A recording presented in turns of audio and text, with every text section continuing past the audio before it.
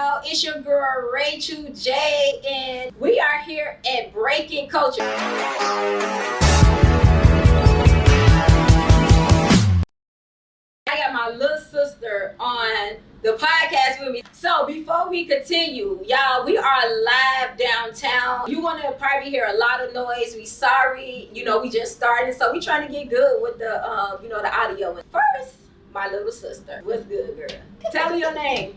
It depends on who asking. So I want to just get into first. This channel is just like really about breaking generational curses, talking about God, talking about mental health. And I seen you come from being, the little sister. Me and my sister didn't get along, y'all.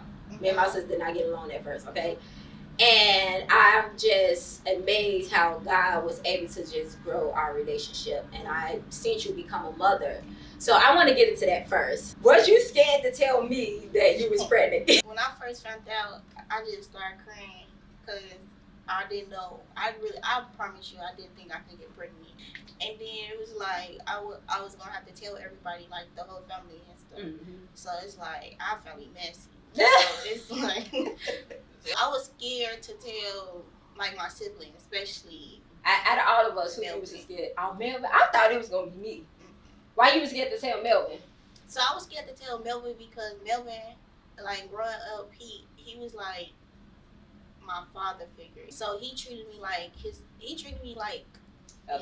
Mm-hmm. Like how he treat real them. That's how he used to treat me. I was terrified to tell him because it was like he my big brother, so I hate to disappoint him, let him down and stuff. But it was like he already knew though. It was like a month before I had went to his house, and I was asleep like all the time. And he just asked me like, "You pregnant?" I'm like, "No." Did you know you was pregnant? No, though? I didn't. Oh, okay. I didn't know I was pregnant. And he was like, "Oh, okay." And then I went back home. I was at one of our cousins' houses, and she was like, "Just take a pregnancy test and see." So we had went to the dollar store, got a little dollar pregnancy test, because I don't know why people be thinking like you got to get them expensive pregnancy tests. That's the same pregnancy test they gonna give you at the hospital. You don't, because when I ain't gonna lie, when I was out there doing things I ain't supposed to have done, I don't want to. And I got I'm just saying, I'm just saying, when I was out there doing things I ain't supposed to have got done, I was getting a pregnancy test, and I said, God, please, God, please, because dang on way I ain't want no dang on kids. I got a little dollar pregnancy test. As soon as I those actually work. Yeah, them the ones the hospital use. They be thinking the hospital be doing some fancy stuff. No, they be using them dollar pregnancy tests. As soon as I put the urine in there, it just 2 lines, and then I didn't even have to wait. It was 2 lines. I kind of already knew you was gonna get pregnant. I kind of knew before you already told me. So when you was like, guess what? I said, you remember I used to be like, you pregnant? Every time we used to come, I was like, Rachel, guess what? You like, what, you pregnant? I'm like, girl, no. Like, I can't have a normal conversation with you. I knew. I said, my little sister's gonna get pregnant. I said, but I wasn't disappointed though. I already know you have a mature mind, so I already knew that you was going to be able to like take on motherhood. I ain't gonna lie, my life was lit before the baby. It was 2020. My life was lit. I ain't gonna lie. Like, it's like I was going outside every day. I can move how I wanted to move, and I ain't like. Mom used to always call me like, where you at? I'm like, I'm outside. So it was like, I was outside every day. It was COVID too, so it was like I was outside every day. What's something nobody warned you about when it came to being a mom? I thought like having a baby was a piece of cake though. So in high school, I used to have this baby doll. Do the child development baby. So I thought it was gonna be like that, man. But it's like the mental thing. Yeah. It's the mental thing for real. Because I had to do everything by myself. Mm-hmm. And then I wasn't at the house either. Yeah. And I wasn't watching no kids either, y'all. I gotta see TV telling me like you gotta be a better. Yeah. I am a good auntie, but when it comes to watching kids, y'all. She a deadbeat auntie. I am not a deadbeat. No, she not a deadbeat. I am not a deadbeat. Yes, she is. No, I'm not. In babysitting. That's what I'm talking about. I'm a bad deadbeat when it comes to babysitting. Yeah, but when it comes like taking my nephews out, taking my nieces and nephews out, baby, I am not. I'm gonna spend that money. She's good at that. But yeah, it's the mental part because I had to do my pregnancy. I was pregnant for 10 months though. So yeah. So I had to do a whole 2 months by myself, and that was so draining. It was mentally draining. I wouldn't even want my worst enemy to do that. Like, go do something. I would want my worst enemy to do it. The man. That's something that you can't do by yourself for real. Yeah. Like, you'll drive yourself crazy. I was driving myself crazy because I couldn't go nowhere. It was COVID. I couldn't work just because it was COVID. Right. How would you say your mental health is now coming from? Because you got like 4 now. Yeah. 4 now. So how would you say your mental health is now? So my mental health is like going on. Being a single parent is hard by itself. So and then I moved. Like while I moved, it's like I don't be having far away from the family. It's hard. Like I still be going through like mental.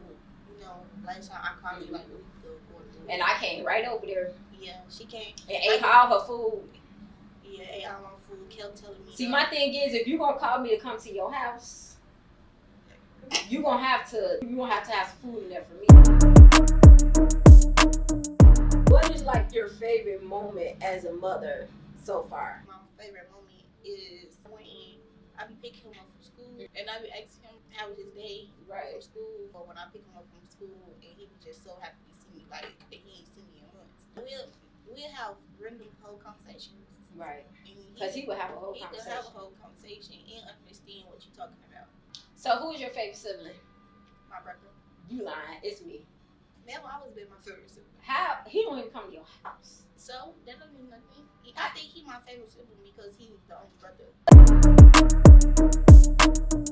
What is one thing in your life that you want to accomplish? I want to go back to school.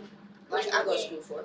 Either HVAC or to be an electrician. I never really wanted to go to college, but I did want to go to school to take up a trade. That's something that I always wanted to do. The thing is with me, I already know that I'm something. Like, can't nobody take that away from me. It could be like a person who don't got nothing, and as long as they got that mindset and the faith and the strength, they somebody.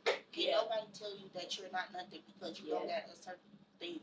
Yeah. Because, like, people be like, they be thinking they credentials or things that they got make them who they are. Even aside from that, you could be a bad person. You have as much money in the world, but if you're an evil person and your spirit ain't right, or, like, you, like, judgmental because you got more than another person, that don't mean that you're somebody.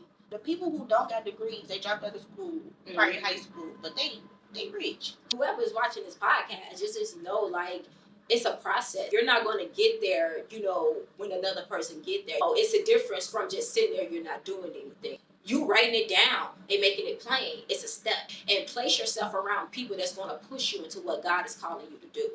How has your relationship with God changed? I ain't gonna lie, it's been hard. Like, tapping in to leave from the world to, like, tapping into, and it's, like, something that I'm still working on. I'm not fully there. It's something that I'm working on. Having a child, I'm like, God, I'm finna lose. Like, please help me put everything back together. And then it was like, just take a break, like, take a breather, and just know, like, I got you.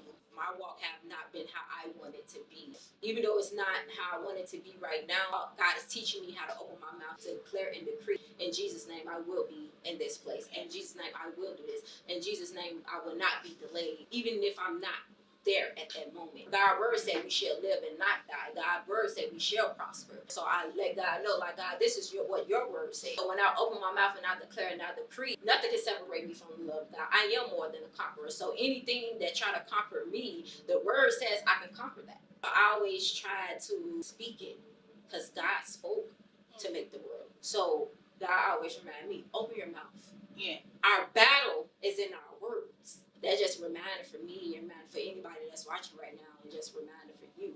I want to thank you for being on my body. Thank you for tuning in to Breaking Culture. Lacey, I appreciate you, and I can't wait to have you back on my podcast. I'm so happy that you're